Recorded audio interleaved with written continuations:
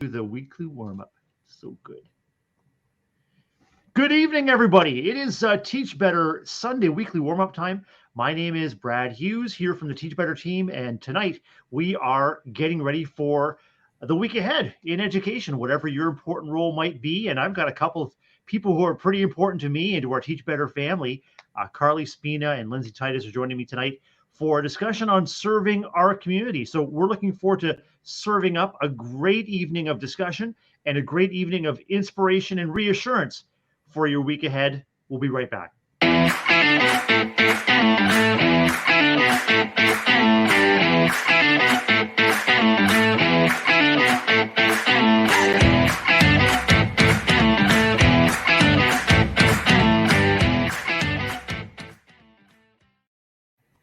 Hey, Teach Better family, welcome back. You are with the Sunday weekly warm-up, Teach Better team's weekly show to get you ready for the week ahead in education. It's streaming exclusively in our Facebook private group, and we're going to be making sure that our incredible discussion tonight with Carly Spina and Lindsay Titus is available to others.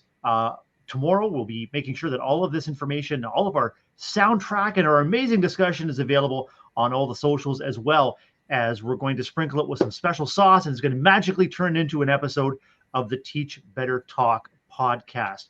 Ray Hewitt is with us in the comments. Ray thinks that we are just fire and we love being on screen together. Welcome in, Carly, and welcome in, Lindsay. Want to ask Lindsay to get us started. Where are you joining us from? And tell us a little bit about you. And for those who haven't had a chance to get to know you, Lindsay, what do you do? Where do you do it? And what's important to you in education? Absolutely. Hey, everybody. Happy Sunday. As Brad said, I'm Lindsay Titus. I am in Rochester, New York, currently an assistant principal of a 7th through 9th grade junior high school. And so that keeps me pretty busy during the daytimes. I also am, though, a coach and speaker with Define University, do all the things at Teach Better, and mom of 2 beautiful daughters, wife, family, girl, you name it, I'm there. But I'm super excited to be here tonight with all of you. Carly, welcome in, and it's great to see you. Where are you joining us from? And tell us a little bit about you for those who haven't gotten to know you yet. Yes. Hi, everybody. I'm Carly Spina. I am currently a multilingual education specialist at a nonprofit in Illinois. And my passion is serving our multilingual students. So kids who are identified as in an EL or a bilingual or dual language program. So that is my kind of heart and passion in education. But I also love puppies, and I'm a mama. So I love all those things too.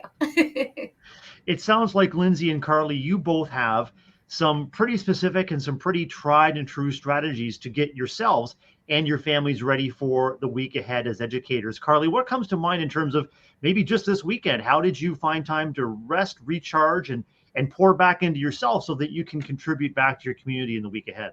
It was so nice to have kind of this extended, few days to be with family and kind of disconnect from all things work related. So I was really intentional about not checking my email, making sure that my phone was just for, capturing memories or connecting with people.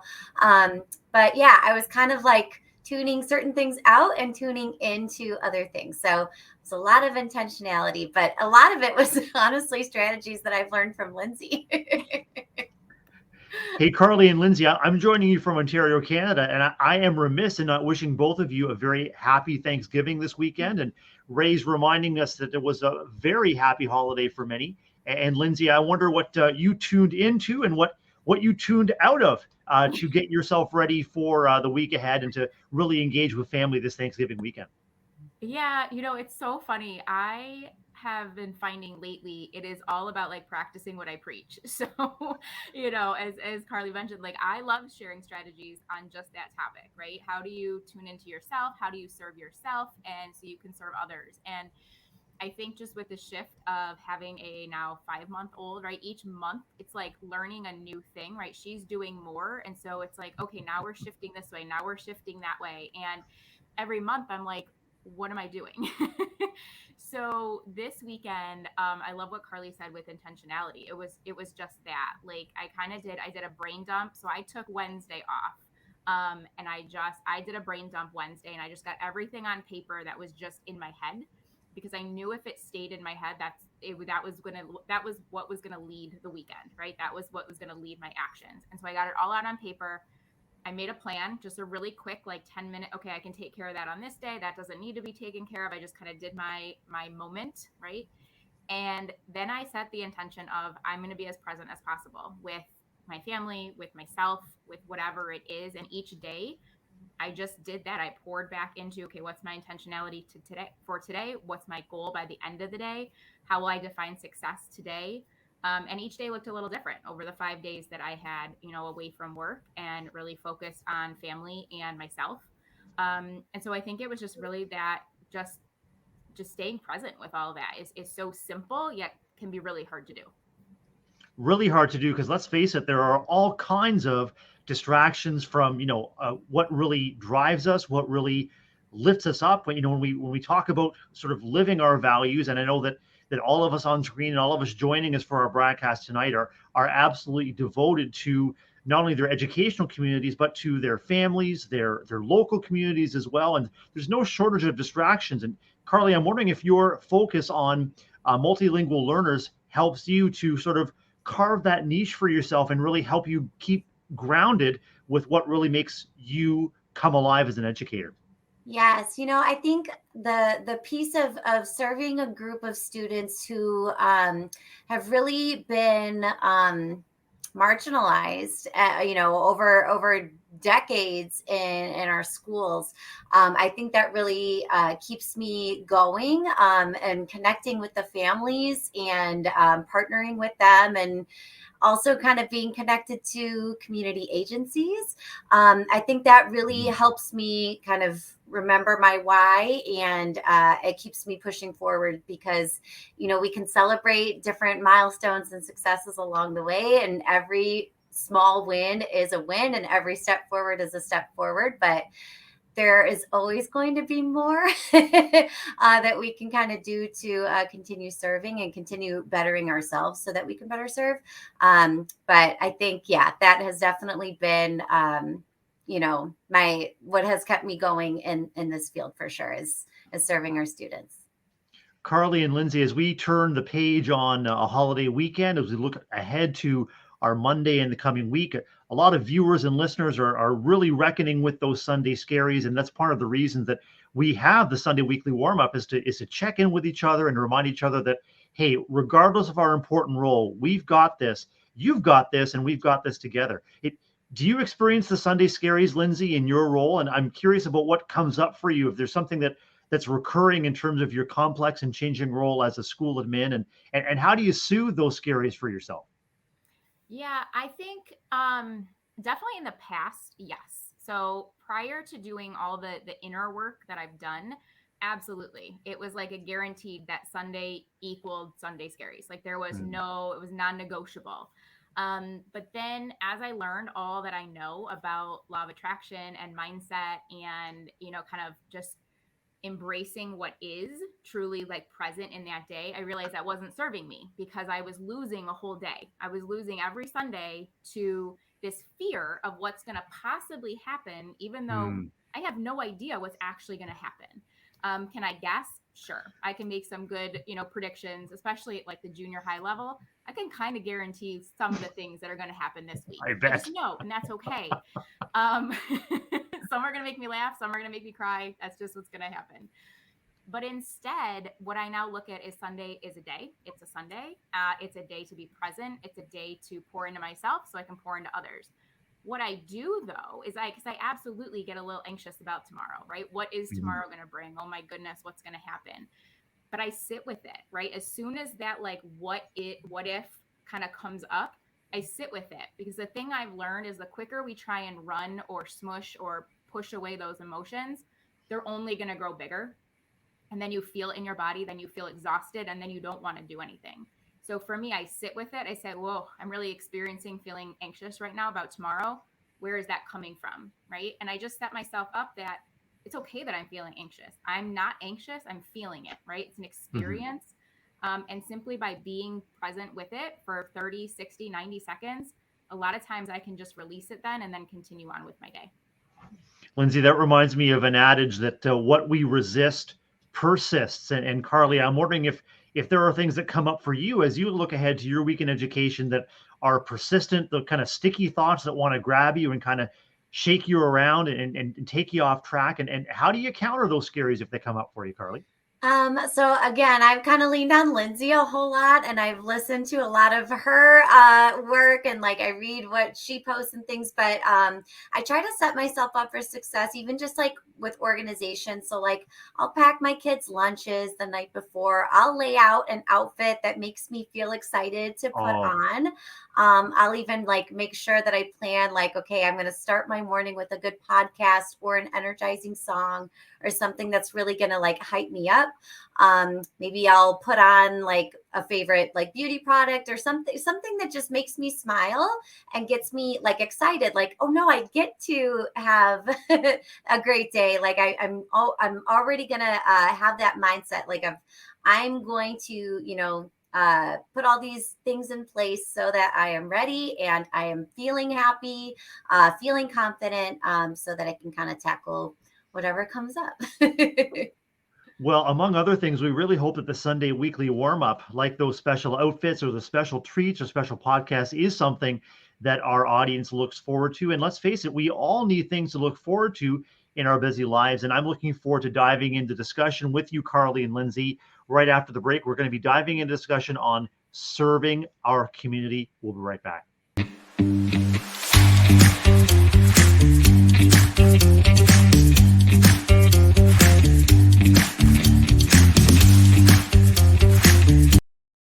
We are diving into discussion with the incredible Carly Spina and the fantabulous Lindsay Titus together on the Sunday weekly warm-up exclusively in the teachbettergroup.com on Facebook. My name is Brad Hughes from the Teach Better team, and we are diving into discussion with a couple of fantastic educators, authors, parents, community members, and incredible educators. Lindsay and Carly, when we think about serving our community, I'm wondering if you can begin to describe the many facets of the community that you serve. It could begin with yourself and working outwards to your family and maybe to your educational community. Lindsay, when you think community, what are some of the facets that come to mind for you? Yeah, well, and I love how you threw in there, yourself, because I think so many of us would skip over that, myself included, again, years ago. And I still have to remind myself that I get to be that center, right? And so I think first and foremost, we all have to give ourselves permission that we are part of our community, that we are the core to our community in any community that you're talking about. Because if you're talking about community, you have to be a part of it, or you get to be a part of it, right? So I think for me, yeah, it's fully, I always think of like concentric circles when I think of communities that I Mm, serve. And it's more about prioritizing my energy and knowing that that energy is going to then help impact and influence and inspire those that are closest to me. So certainly myself and my inner family, my family here at home, my virtual family, right? So many of you on right now, listening, Teach Better family. But also, when we talk about my role as an assistant principal, I'm truly blessed. I feel that there's so many different components and people that I get to interact with on a daily basis. I get to have parent phone calls. I get to talk with many students, staff, my admin team, people at the district level. And so it's just really, I'm learning each and every day about, just growth and expansion for myself. So, but I do think it's important when we're talking about serving our community, we kind of have done either that activity or you kind of know, because like I said, you get to prioritize your energy because you just can't give it all to everybody at the same level, mm. nor does everybody need your same level. So it's kind of knowing at what point, but you get to stay you at your core, which is the most important part. Carly, who and what do you consider the facets of the communities that you interact with and serve? And how do you make sure that your energy is sustained and distributed among all those people that really rely on you? So when I think about serving the community, I always go right to different agencies and nonprofits that are around either the school or district that we work in or the community that we live in, if those are two different communities. And my brain always goes right to that because when we talk about serving students, we know that our students are members of the greater community, and many of our students have a whole lot of different needs. But sometimes when I get kind of going and down that route, sometimes I get a little bit overwhelmed because again, depending on the community we serve in, sometimes the needs are really great and it does feel very overwhelming, and it can kind of lead to some feelings of burnout really quickly. And so what I have tended to do over the past few years is to be a little bit more mindful of kind of what agencies that I am willing to provide more energy towards. So food insecurity is something that is really important to me. And so I have kind of prioritized a lot of my work and my partnerships with neighboring food banks and groups like that kind of support those efforts. But then also kind of serving my own heart a little bit. Like I love puppies, I love dogs, I love animals.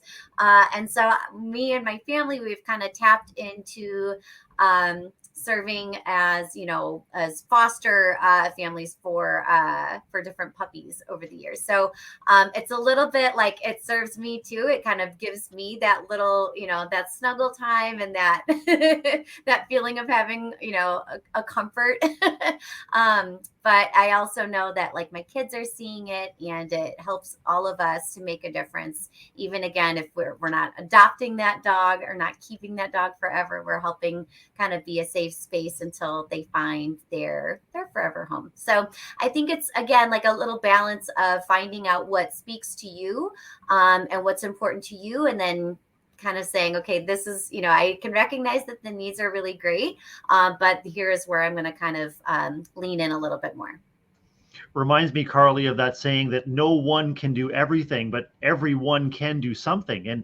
And when we find ways that we can fill our own buckets and light ourselves up with passion projects or special priorities at the same time as making life easier, lighter, brighter, better for others, maybe that's an antidote. Service could be an antidote to the kind of overwhelm and the kind of discouragement or intrusive thoughts that really can come up for us as educators and as human beings at any time. Lindsay, what do you think about that? Yeah, I think I think when we think overwhelm, right, it's a combination of emotions, right? It's usually a little bit of fear, some sadness, some anger, right? It's like a little bit of kind of all of that. And so I think it's so just so important to remember to pause, right? And just realize that your pause can be 30 seconds, right? So if anyone has heard me talk, I am all about doing things small and simple yet strategic for you. So none of these things should be taking you all day or all weekend or all week. Like this should take like 30 seconds, right? Mm-hmm. Because you can do 30 seconds. You feel that success immediately. And if we want to feel confident, right? Have that authentic confidence in who we are, we have to see a degree of success, right? If everything we're trying isn't working out, we're not going to feel successful. We're not going to have confidence. But if I can say, I did this for 30 seconds, look at me, and we celebrate that and we have that celebration energy, then you're not in competition and you're truly living compassionately, both for yourself and then you can give it to others, which I think is really helps you in that service mindset of serving others without getting overwhelmed, without leading to burnout, because you've included yourself along the way, which I just think is so key if you want to keep that long-term consistent gains moving you forward. So good. And I can think of countless times in my educational career and in my, I guess, my personal life too, Lindsay and Carly, where looking outwards for opportunities to serve actually serves me really well. Maybe interrupting sort of intrusive thoughts or discouragement, but also giving me opportunities to learn and to grow and say, wow, it's incredible how much we can accomplish together. And Carly, I'm wondering what you continue to learn about yourself through service, whether it's with agencies or with families or multilingual learners or anyone in your sphere. So I'm so glad that you said that. I think sometimes I over the years, I went right to, the need is so great and I have to be everywhere at once. And again, like it's a really slippery slope, and it is pretty like a dangerous line to walk. Because when you're out of the house more than you are at home with your own kids, that's problematic. So I think one piece of kind of saying like, okay, this is what, the piece that I'm going to focus on the most. I think what that did for me was it helped me realize that I don't have to do everything, because there are all these groups of folks who are willing, who are doing the work every single day. And I can just be a connector many times. And I can just say, like, if I'm aware of the work and the group and the agency that's there, I can just serve as the connector, and then I can pass that off. And then the other piece too is that it taught me, like, when I'm in a situation, like if I'm at a food pantry, I'm looking around and I'm seeing all these interactions that are so positive. And like that is such a gift for me to see. And it restores my faith, I think, a lot of times. You always just hear so many, news stories and things like that. And you see, like, sad things that happen on the news, and that things that kind of rock different families. But when you see great things happening in your own backyard, and it's serving the folks who need it, I think there's just no greater thing to witness and to be a part of, and just kind of say, like, all right, like, good things are happening. There are good people in the world. There are more good situations that we just don't, we don't always see. So it's nice to be able to see it and highlight it. I could not agree more. At our school, we're doing some work around kindness, really making kindness and service the foundation. It's re-energizing our school community around this concept of kindness. And I think that's highly aligned with service, just as you said, Carly. I mean, service, it serves the person who is benefiting from the kindness or the service. It serves you as the servant, but it also impacts positively anybody who might be around to see or witness an act of service or kindness. And it reminds me of the story, like if I buy Lindsay coffee behind me in line, Lindsay gets a coffee, I feel great, and anyone that sees that happen in the coffee shop is, as you said, Carly, maybe just has their faith and humanity restored for a second, or you just never know where those ripples of kindness, those ripples of service might ripple out to. And I want to flip things back to you, Carly, if I could too, because in addition to the family community and the educational community you serve, both you and Lindsay have communities of readers and consumers of the wonderful media and content that you produce. And so, Carly, I'd like you to reflect on the community of your readers. You're a recently published author, and talk with me about how that community, that readership community, has really helped you to continue to grow and really light you up. It's been so interesting to have a book out. I have blogged for a while, but it was really scary putting that out, to be completely honest. Right. But it was really, it was a good, such a positive experience. And I feel like a lot of people kind of continue to push me and say, like, you can keep going, you can keep doing this. But there was one chapter that I was really, really afraid of writing and kind of sharing with the world. And a lot of it actually has to do with serving and kind of crossing some boundaries, some personal boundaries, some financial boundaries, all of those things. And so I was really hesitant to put that out there.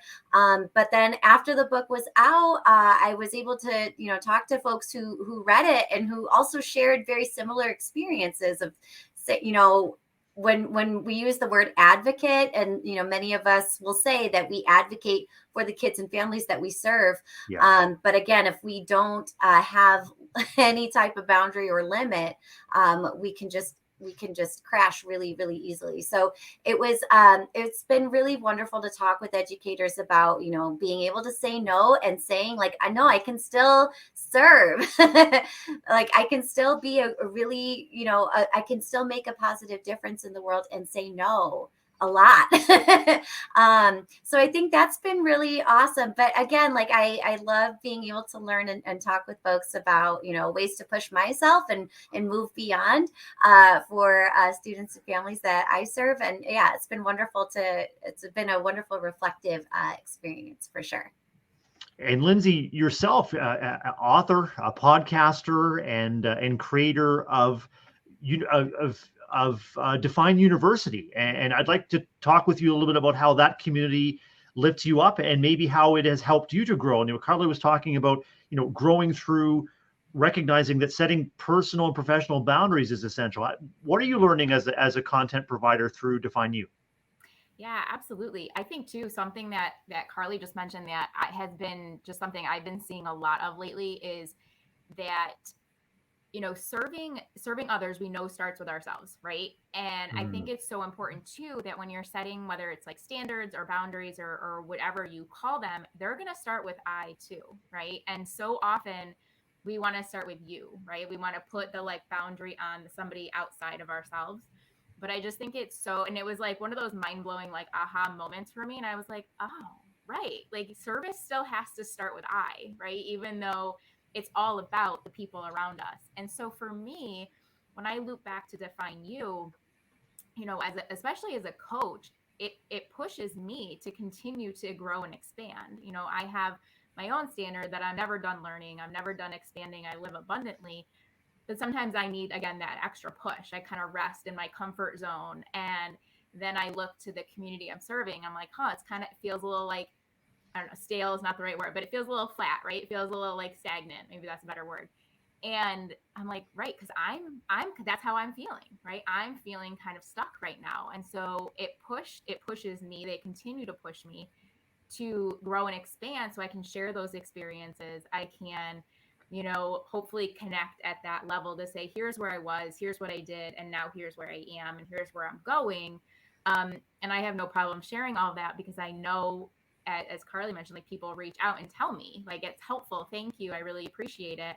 But ultimately serving others, that's how it does, is I'm able to then grow. And once I grow and I understand it, I can then teach it or share it to other people. And my hope is it's just this continual, building momentum of, recognizing the true power that's in your own authenticity and then sharing it out with others.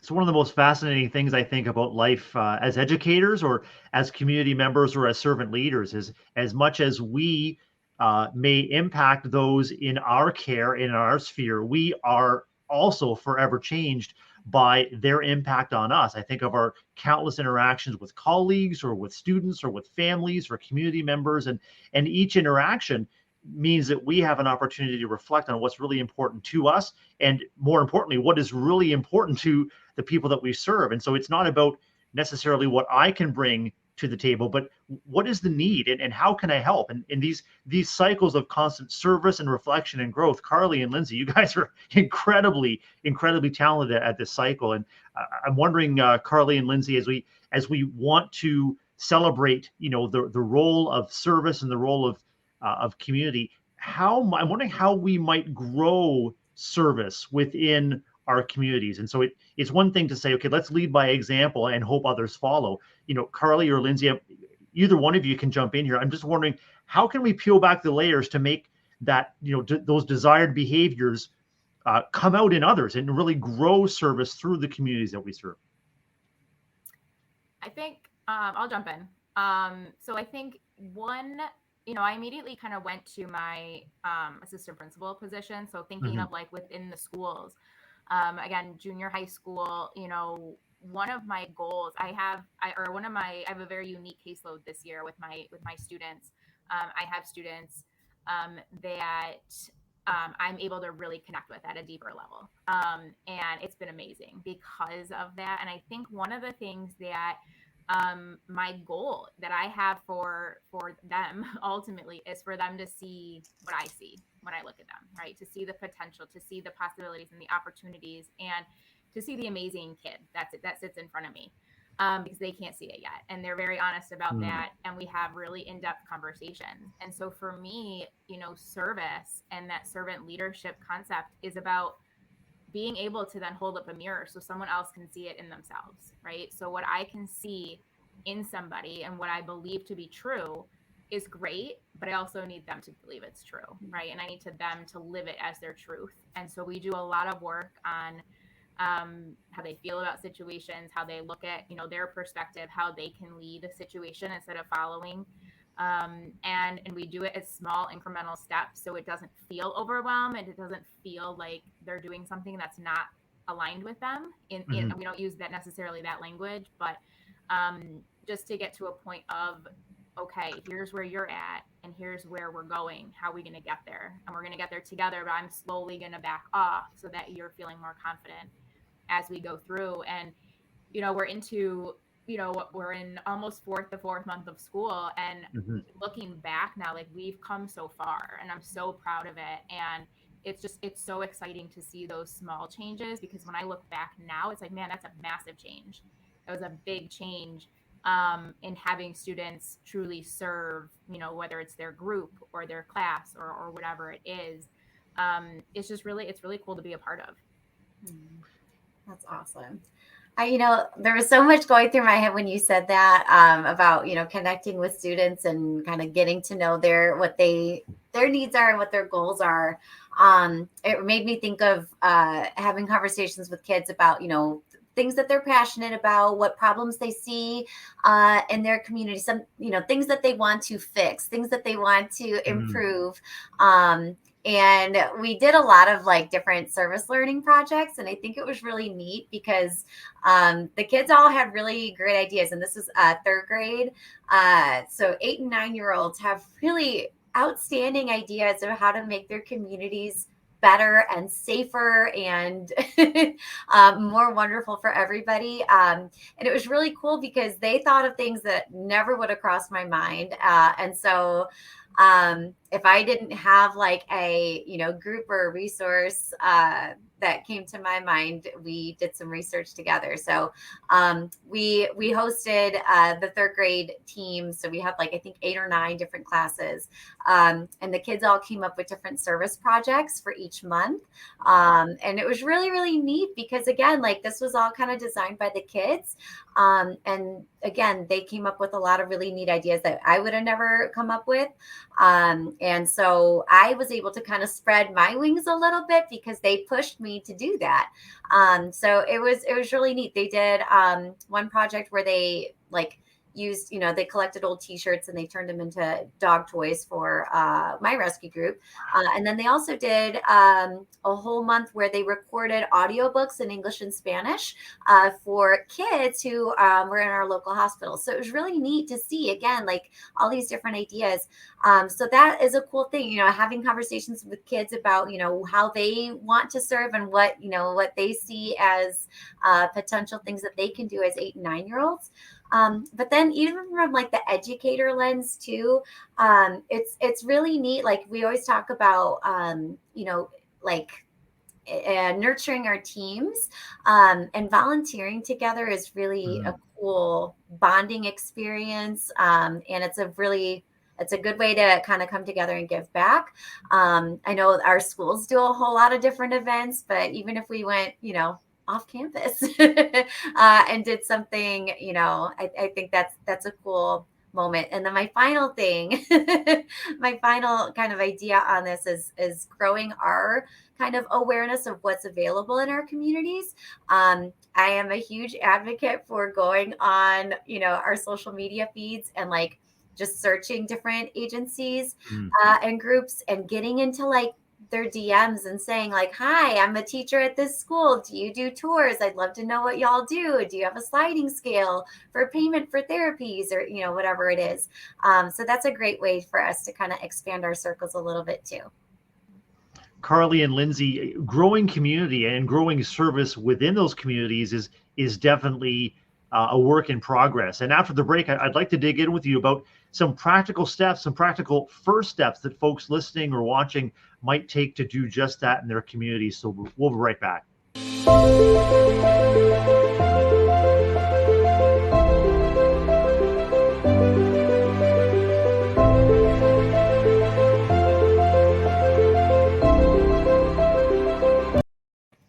Welcome back, everybody. You are with the Sunday weekly warm-up with the Teach Better team. My name is Brad Hughes, and we are with you tonight exclusively in the Teach Better private group on Facebook. soon to be available on all the socials in replay. So welcome if you're tuning in on a replay, or maybe you're tuning in on a rebroadcast of the Teach Better Talk podcast. I'm talking service and community with a couple of incredible educators and friends, Carly Spina and Lindsay Titus. And both of you, I know from the inside out, embody that teach better mindset, a little bit better today than yesterday and better tomorrow than today. And that is our theme as we wrap up our discussion tonight on the panel. It's progress, not perfection. Because let's face it, all of us have high expectations of ourselves and of our level of service in our important roles in education. But growing community and growing service, it's going to be a work in progress. So I'd like Lindsay and Carly just to reflect on, maybe 1, 2, or up to 3 sort of practical strategies for yourself as you face this week ahead, or maybe for someone watching and listening that recognizes that they have a desire to serve or a desire to rally service within the community. How might someone begin to do that? What do you think? That is a loaded question, Brad. That's what I think. I specialize in those. I get to ask those loaded questions. I say, over to you. What do you think? It's not really a loaded question, but like so many things came to my mind. So I think that's where I was like just sitting for a moment, like, okay. Yeah. And I honestly think for anybody looking to serve, tomorrow, this week is one, I think take a big deep breath, right? Like I thought that, and I was like, oh my God, I could do that. Like my mind did like the ping pong ball effect, right? And so it's take that moment and pause and realize, as we said earlier, I think Carly said it, like we're not going to do every single thing, and that's okay. And really kind of breathe, center yourself, and pick one thing, start tomorrow. I think so often, for me, I would want to like pick one thing for every day, but then I would get so stuck on like, well, okay, so Thursday I have to do that one thing, and I would get so just like stuck in my own thinking, stuck in my own way, that it's like, don't put, I always call them like arbitrary timelines. Like, don't put an arbitrary timeline to service. Like, let it be authentic. Let it be genuine to the moment. So set your standard of, I'm going to show up the best I can. I'm going to serve from my heart every moment every chance I get. I'm going to lead with love in all situations. Like, pick an anchor statement that's going to guide you in many different situations. And that way you're not like looking for that one specific time frame, but instead you simply get to expand and just show up as your best self in whatever that looks like. But I love having anchor statements to bring me back, to kind of remind me, like, what is my focus today? Where do I want to? What am I looking for, right? Law of attraction. What I look for is what I see. So if I'm going to lead with love, then I'm going to look for opportunities to lead, and I'm going to look for opportunities to love other people. That, for me, that sounds like a pretty good Monday. That sounds like the best Monday. And Carly, I know that you're highly aligned to love and to service in your work as well. What practical advice, would you give yourself as you face the week ahead, or to anyone watching or listening that wants to grow their capacity for service or the service mindset within their community? I would say to make a list of things that really excite you, that light you up, things that mean a lot to you, and keep that list. And then, like, this is gonna sound lame, but Google and like use your feed, your social media feeds, to see what resources are out there. A lot of times, like, even people when we talk about animal rescue, like, you don't have to be a foster. You can literally just you can like and share posts. That's an active advocacy as well.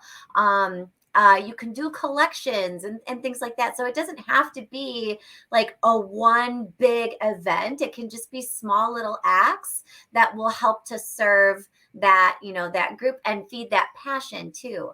And then the other piece is to find a buddy or a group of buddies that can do this with you. I can't tell you how many different, there's been moments where I was like, okay, we're going to go, and volunteer at the food pantry together. And then we ended up meeting all these really wonderful people that are now kind of like a part of your network. So I think the buddy system is really cool. And then, being open to new friendships and new connections, because when you meet somebody else who has that same passion, that's really cool.